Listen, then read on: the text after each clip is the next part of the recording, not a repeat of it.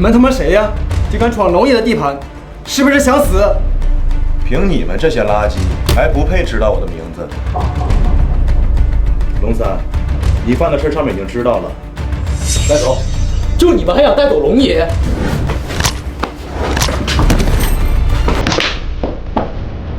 再动，就地处决。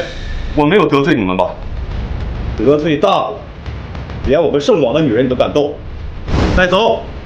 等一下，要死也要死得明白。你们的圣王到底是谁？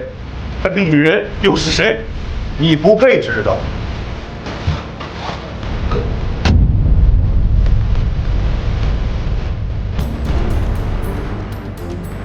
拜见王后。